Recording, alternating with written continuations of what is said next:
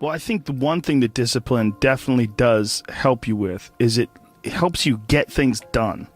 And when you get things done, when you actually do things, you have more success. If you have more success, and sometimes a big part of success is just not being fucking lazy and just doing it. Yeah.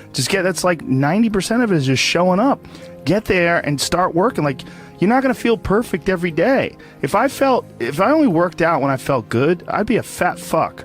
Because there's a lot of days I don't want to do it. It's pretty much the same with everybody that actually gets good at something. There's got to be those days you push through. And they're probably going to be more numerous than the days you don't. And so the benefit of discipline in my eyes has always been that through discipline, I get things done. Yeah. I always say that I'm like the most lazy, disciplined person I know because I don't want to do it. Yeah. But I always do. One of the big problems is sitting down and doing the work. Mm-hmm. And you got to, and Pressfield talks about that in the most concise and beautiful way, and he labels it like an enemy. He calls it resistance. Mm-hmm. And that you have to sit down, you have to overcome resistance, and that the pro goes to work. And it doesn't matter if you're sick, doesn't matter if you have kids, it doesn't matter what, you're a pro and you go to work, and that just, it puts it in your head that this is what I do. This is what, and you have pride in that. And then when you are in front of that keyboard and you look down at the count, it says, I got 1,000 words today. I put 1,000 words in. You're doing the work, yeah. And out of that work, gems blossom. Yeah. Little things, but you might have a day where you just write nothing but dog shit. So what? Show up again tomorrow, and tomorrow out of that dog shit, a flower will emerge. You never know, and that's the only way to develop real. Like, to really develop your potential 100% in anything, whether it's as an author or even as a martial artist. There's a lot of creativity in martial arts. To be a great striker, you have to be creative because you have to develop patterns or execute patterns that aren't going to be perceived. This idea that life is hard, something you're supposed to shield from them, it's so silly. And, I've had this conversation with my friends because everybody that I know that's interesting had a fucked up life. But now we have kids, and the last thing we want is our kids to have a fucked up life. So we put our kids in these good schools, we live in these nice neighborhoods, everybody eats healthy, and there's no fucking domestic violence, and everybody seems, it's so different than all of our lives. And we were talking about it. Me and Brian Callen were actually talking about it. Like, look, we all had fucked up childhoods, and everybody we know had fucked up childhoods. And they're all interesting, but I don't want my kids to be boring, but I also want them to be safe. So it's like, how do you approach that? I mean, I think you get involved. This is what I've chosen to do, is get my kids involved in martial arts and give them the opportunity to pursue difficult things, and understanding that through pursuing these difficult things, like in accomplishing stuff, like you learn something about yourself. You learn that you have this ability inside of you to overcome. Get obsessed with life improvement. Find things that you enjoy doing that are difficult, do them and get better at them. It seems so simplistic. It seems like a ridiculous, idealistic point of view, but it's effective. Well, you need some amount of pride and some amount of ego to get good at things in the first place, because it's such a counterintuitive notion, because you have to have a belief in yourself. You have to be able, like when you start out at jiu-jitsu, you're a white belt. Like, I remember being a white belt and being like, oh my God, I am fucking never going to get good at this. I'm going to suck forever. But to look at people who are better than you and know they had to have sucked at one point in time. Okay, there's somewhere along the end of this tunnel, there's got to be a light. I just got to keep going. Yeah. And that takes ego, and right? Ego, yeah, I was going to say, I mean, ego drives you to be successful, me to be successful. Ego is what's driving you. The problem is when you let ego go too far. Yeah. And everything takes balance. I mean, there's a dichotomy in everything. Every part of you has a dichotomy. You can get so into the physical aspects of things that you end up like doing a bunch of steroids and going crazy and ruining your health. Right? Yeah. That's not good. Right. The other end of the spectrum, you can sit around and play video games and turn into a... Bodybuilding is a great example of that, because when you start lifting weights, you're like, God, I'd like to be stronger. And you start getting a little bit bigger. You're like, oh, look at that. I got a muscle. Woo, this is cool. And then you keep going, and then you keep going. But some guys get so fucking crazy, they won't stop until they have 22-inch arms. And they want to have thighs that are so big, they have to walk like they've got a barrel in between their legs. And, and they just can't help it. They just take it to some completely unhealthy place. Yeah, that's rough. Yeah, well, it's just the nature of trying to get good at something. You got to recognize what's good and what is just fucking insane. For some people especially, they're just experiencing way too much pressure. And that pressure, a lot of times, it's just an imbalance in perspective. And some of it's, I was talking to this mom once. Her daughter does gymnastics with my daughter, and we were talking about kids killing themselves where she used to live. She used to live in one of the really wealthy tech areas outside of San Francisco, and a bunch of kids that went to school with her daughter that were like 15, 16 were jumping off bridges and shit. Like, it was like an epidemic. And they were trying to figure out what the fuck is going on, and they're literally calling it affluenza. That these affluent kids and their families are literally worth $1 billion. I mean, everybody's super rich, and they're having this insane pressure, like before high school and in high school, to be in Ivy League schools and to get 4.0s and all, and they're not having any fun, and they're not experiencing life, and they don't have any hope, and their parents are all on fucking pills, and they're just killing themselves. For some people out there that aren't feeling good, man, if you just fucking struggled more, you get over that struggle, you feel better. It sounds so simplistic, but I swear by it. I've felt shitty myself, and then forced myself to work out, and after I get out of there, I'm like, whoa! 100%. Fucking it's 100% guarantee. It's hard for people to break momentum, too. Momentum that's good momentum, or momentum that's bad momentum.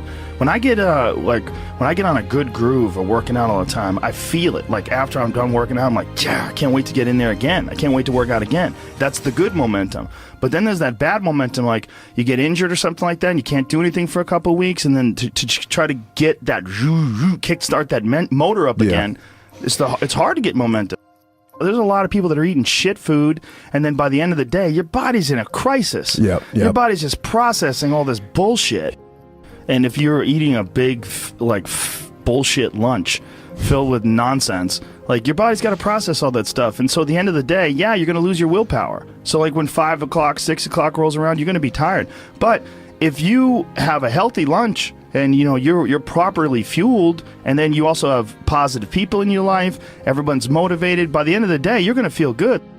Whatever the fuck your thing is, just go and do it. Just force yourself to do it. And if you feel like shit because you ate lunch, then your lunch was, filled with bullshit, well then, hey dummy, don't eat shitty lunch tomorrow. Tomorrow try a nice salad.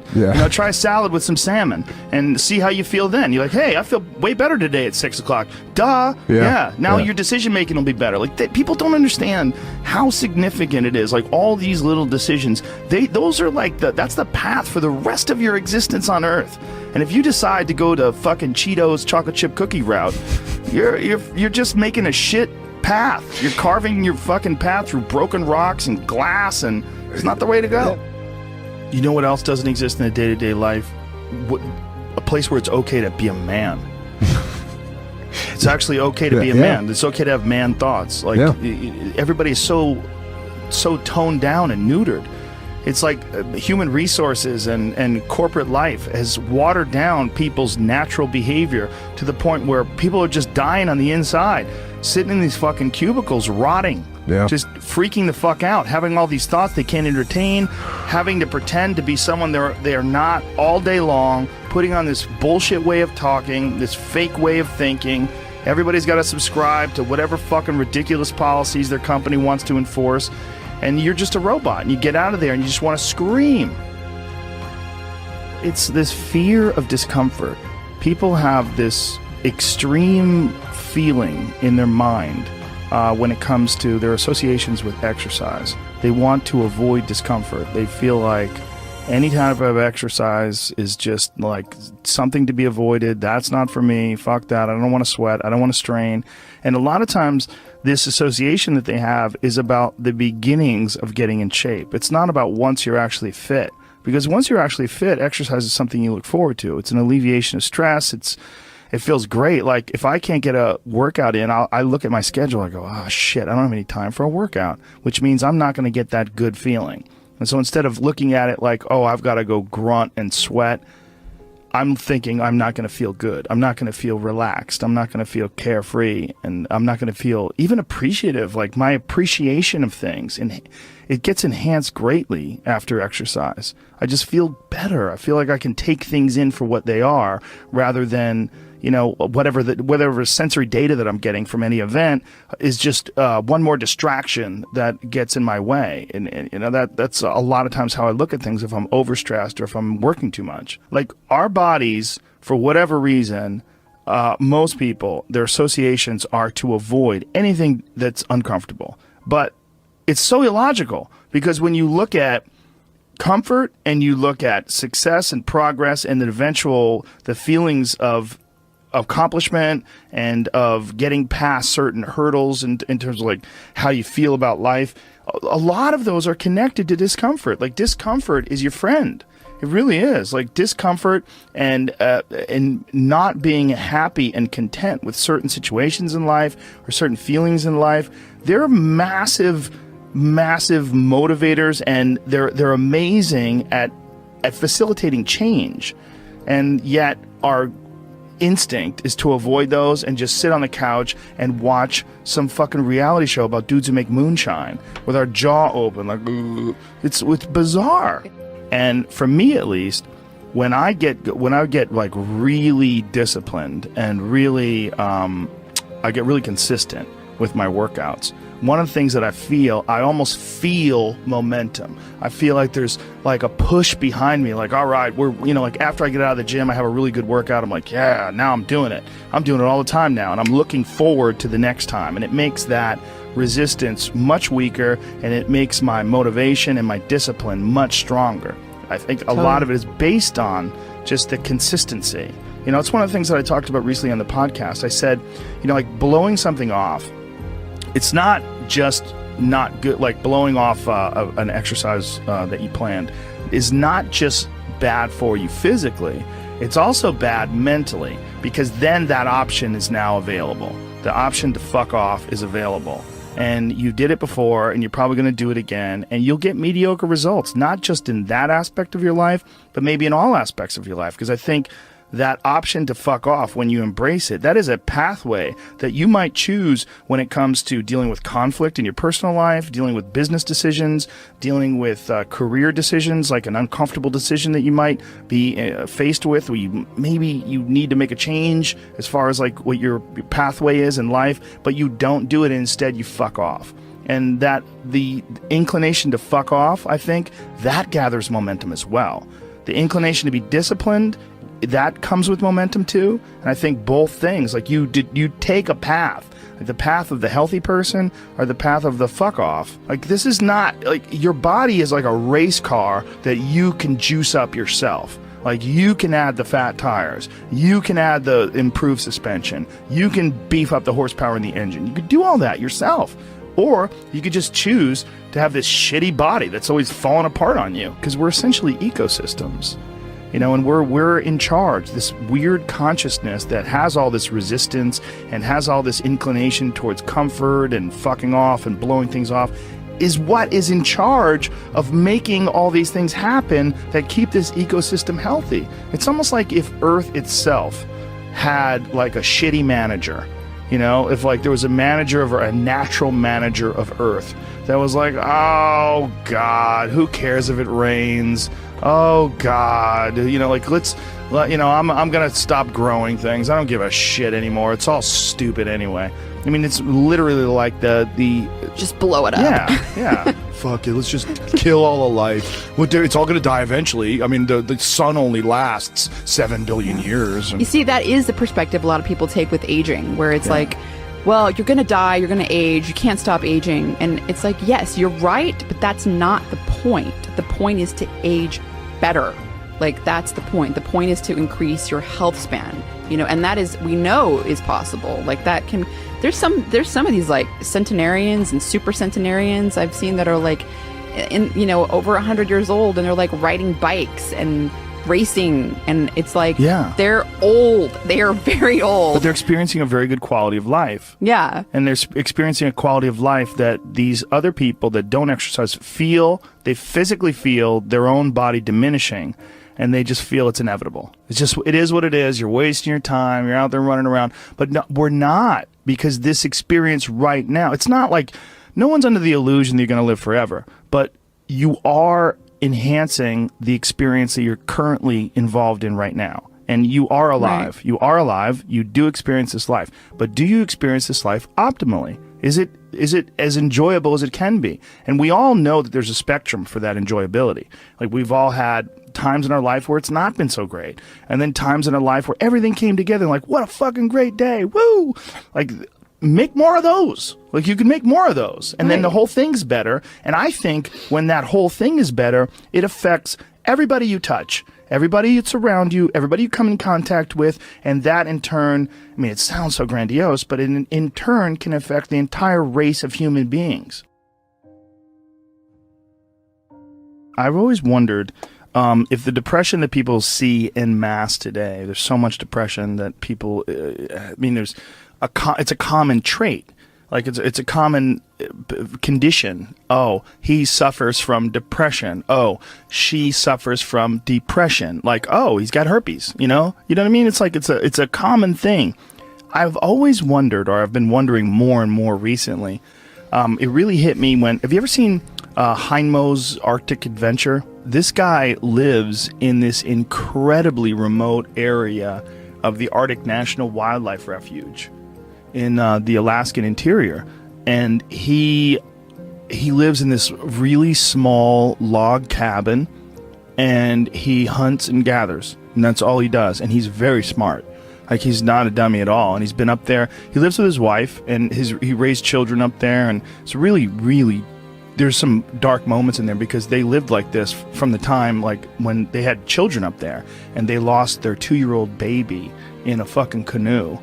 Like, they tipped over in a canoe and lost their kid, and it's like, it's really intense when they revisit the site and leave flowers. And it was like 30 years ago, and they had several children since then, but this moment is still like this intense moment of loss for them when they lost their baby. But this fucking guy is very happy and very, very smart and very connected and very articulate, and he firmly believes that human beings, when we evolved and developed and were hunter-gatherers, that there's a set of rewards. There's reward systems that are set up inside the human body, inside the very being that we embody, that don't get met in today's society. And that's one of the things that's causing depression.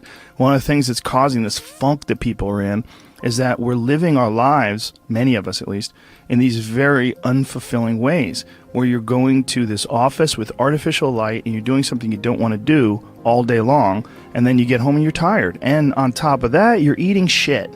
You're eating potato chips and you're drinking soda, and your body is just like, what in the fuck is this? We're supposed to be out in the fields. We're supposed to be walking up hills. We're supposed to be looking for animals or gathering vegetables. We're supposed to be doing all these things that our body's designed to do. We're supposed to be in nature. Yeah. And nature is like a medicine. Like, it literally is a medicine to you. Like, people that go, you don't have to go hunting, you don't have to go fishing, just go fucking hike, man. Just go hike up to the top of a mountain and look out. You know, there's a reward that you get from that is intensely, like, soul-filling. There's, like, something about, like, when I was in Colorado, and there was this area of Boulder where you drive up one of these roads, and there was this area where you could park. And it was this incredible view, man. And these people just park and just go out there and just look. But you get there and you park and you go, fuck. Because you would see, you're literally seeing the Continental Divide. These snow-capped mountains in July. Yeah. In July, it's covered with snow. Because those mountains don't give a fuck. Perspective. Oh. You know, just this whole new perspective on it. And I think nature, the ease of suffering is always in presentness. You know, when you're in presentness, truly locked in presentness, there is no suffering. There can be pain, but no suffering. Suffering is something created by our own minds. And I think nature is one of the great ways to do this, because humans, we take cues from our environment. And nature, as I was saying earlier, is always in the present. You know, there's this natural presentness of all the animals, everything around you.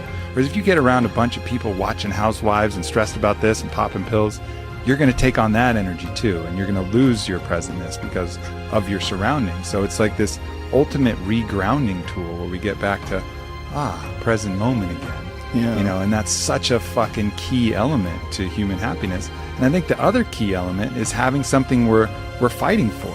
You know, having a mission. I think we're all forces, and that force needs to have an effect, needs to have a reason that it's moving in a certain direction. And I think with all of our needs and all of our needs met, you know, where we don't have to hunt for food, we don't have to acquire everything, everything's relatively easy, and it's all about advancement and all this.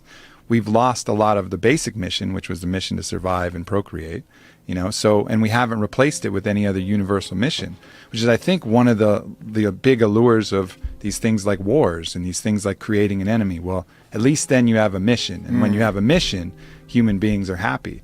You know, like Bertrand Russell talked about, he did a book, Conquest of Happiness, and he had his own fucked up attributes. Every time I bring him up, people talk about his fucked upness. He was into phrenology, and he might have been a racist, whatever, but he was a good philosopher. Smoked constantly. Yeah.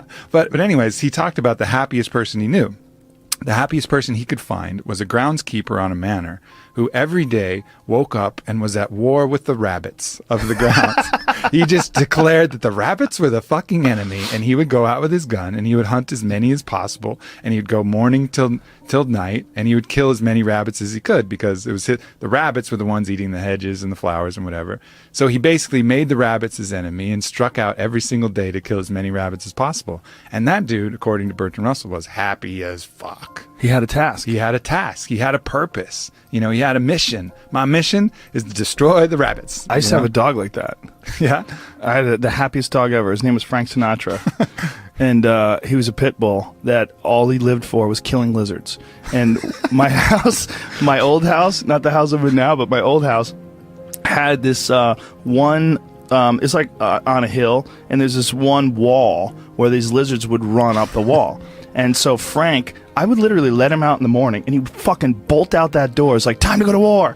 Like, and he would run and go look for these lizards. And he would stand there, like Eddie Bravo would just watch it and marvel. He'd be like, fuck, man, this dog does this every day. This dog does this every day. I go, this is what he loves to do. And he would go there, and he would have his paws on the wall. And he would, and he would go crazy, and he would jump up and try to grab a lizard, and occasionally he would get one. And he'd be like, fuck yeah. And he would get one, and he would go looking for another one. He would go, and it was a pretty big yard. So he would go wandering around the yard looking for anything else that fucked up, anything else that was slipping. There was constantly, unfortunately, twice I had to take him to the hospital because he got bit by rattlesnakes. Because rattlesnakes were slipping too, apparently. He killed the rattlesnakes, but the rattlesnakes fucked him up. Yeah. He had like a water balloon growing out of the side of his head. Both of my dogs, by the way, that's a real problem if you don't have the money to pay for the serum. It's super expensive. It was several $1,000s to treat them for this rattlesnake venom, anti-venom shit. It's like, I was like, man, what if I was poor? What if... that's a whole fucked up system. Like, they inject horses with the venom, and then they like get the antibodies from the horses. It's like this archaic system. I think my friend Donald Schultz is working on, he's a big snake handler guy. He's working on ways to innovate around that, because it's kind of like a real backwards system that they have, how you get anti-venom. Well, a horse will survive, so let's just fucking sort of put the venom in there, and then we'll get the antibodies from the horse, and then, you know, it's a weird thing how they do it. Yeah, well, that's a real problem with people that are vegans. If you're a vegan and you don't use any animal products and you get bit by a rattlesnake, you got two choices. Compromise your morals, or that's a wrap. Yeah. You know? But this dog was so goddamn happy. He had missions. Yeah. You know, he would go out of that yard and he wasn't bored. He was like, please take me for a walk. Come on, man. He was like, see ya, dude. I'd open that door. He was gone. He just had his little mission. And I think you can see that in the people who are the most unhappy. They seem aimless. Yeah. They're like, what am I here for? Why am I doing this? Nothing makes sense, you know? And I've even felt it in my own life when, you know, I know what my mission here is. My mission is to expand human consciousness, to help people be happy. Like, that's really what I find my greatest purpose in. But every once in a while, I'll get this kind of like fuck people attitude. Maybe someone said some fucked up shit. I'm like, man, people fucking suck. Fuck people.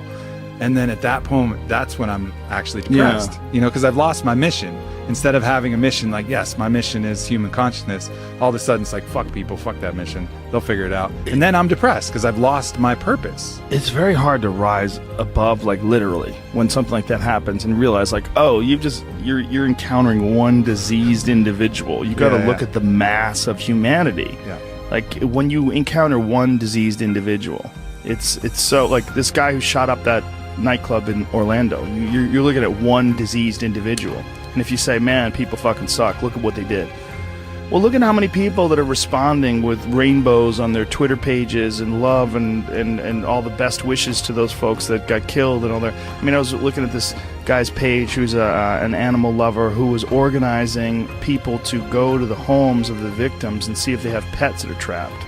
You know, there's beautiful people out there. Yeah. There's a lot. There's more beautiful people. This is without a doubt not just the safest, the easiest. This is the happiest time in terms of like being able to like reach out and send love to people and have people send love to you. But just occasionally you run into cunts. Yeah, no doubt. And the cunts itself, man. But the beauty is out there too. It's just not as dramatic and it doesn't impose upon us as forcefully. But if we just look, it's around all the time. We run into good people all the time. But you know, you just make eye contact with that good person or that kid who's just looking at you and just creeping with that little smile, and you're like, oh yeah, the good of humanity, the fact that, you know, we really are love, you know, being expressed, you know, outwardly all the time, and it's just these other delusions that get in the way of that. Well, we're oddly attracted to negativity too. It's almost like we look at negativity online or that you run into as like a possibility of war. Like, you have to look out, this fucking drum's beating. God damn it, there's an army on the background. They're coming. But, you know, it's like this real impulse to sort of batten down the hatches. When really it's just some fucking 36-year-old loser sitting in his parents' basement, you know, farting and smelling his own farts and angry online. I mean, that's really what a lot of you're dealing with. You're dealing with, like, really sick people. Like, people that have just, for whatever reason, they've not found their path. They've not found any happiness. They've not found any fulfillment. They haven't found any growth. They're just stifled or rotten in some sort of a weird way. It just hasn't really worked for them. Yeah. And so they're lashing out. They're lashing out at the world. And you run into one of those and you're like, people suck. Yeah, and that's the initial response, and then the more conscious response is to look at them and have compassion for that person. Yeah, you know, that's hard to do, right? That is hard to do, and our system isn't based upon that. Even if you look at the U.S. penal system, it's very much about punishment. Whereas if you watch that documentary that Michael Moore did, Who to Invade Nest, where they go to Norway, they have a whole different idea of what the penal system is for. It's about restoring human dignity and cultivating, you know, a change, really making change in the person. It's not about punishment. It's about actually changing that individual so he doesn't do it again. And then you look at the recidivism rates between our prisons and Norway's prisons, and they're just dramatically different. That impulse to punish immediately, you know, is not the healthiest impulse. That's just going to create more issues down the road. You're not rehabilitating anybody. You're just taking even more broken people and putting them out in the world and hoping they're not going to do the broken things. Well, it's not going to fucking work. You know, the right impulse is always that compassion and looking to see, as if that was you, how all of these fucked up elements of the world and choices. I'm not overriding the fact that they had choices in all this. They're not free of guilt. But look at that like this is the person that just made some bad choices and had some tough shit to deal with and couldn't overcome it. The resistance in the video game was higher than his skill set, and he wasn't able to choose to work and choose to the positive elements that would allow him to overcome it. You know, yeah, see that. It's also Norway's dealing with far fewer people. That's true. You know, and that's a good thing for them. And it's also they don't have that conquerors mentality that we have. So we're so wrapped up in success and also in punishment. I mean, that is a big aspect of our culture, like punishment. And I mean, like when anybody does anything wrong online, the amount of people that feel like it's their job to shame that person and embarrass that person and insult that person, it's pretty crazy to watch when something goes down. It's all so counterproductive, you know, and I see that in the people shaming people for appropriation, right? So let's say, for example, someone wears a headdress at a fucking festival, right? They're probably they're not doing it to mock the Native Americans, most likely. It's probably like a mild appreciation and interest. I think this looks cool. I'm in a place and, you know, and then all of a sudden they get all this intense hate and shame and putting all of this stuff, all of these intentions on them that weren't true. Again, going back to my point about morality, it's not about the act, it's about the intentions of the act. But right now we make it all about the act. Oh, you wore this headdress, that means you're insulting thousands of years of Native Americans, you're oppressing, you're appropriating. Like, no, I fucking wasn't. I was wearing a fucking headdress. But then all of a sudden that imprint will create trauma, and that trauma will have a poisonous impact that will make them feel weird and make them want to do that to other people. So it's like you're injecting someone with a hate virus, you know, that they're going to then pass on to other people rather than doing the opposite, you know, spreading the love herpes, where it's this contagious positivity that goes the other way. And we have those choices with how to deal with people, but more often than not, we come with this thing to punish and create more trauma, which triggers their own self-judge and their own self-hate, lowers their own self-love, and then they're going to pass that off to kids, family members, people around them. You know, there's just two sets of dominoes that we can choose to take either path.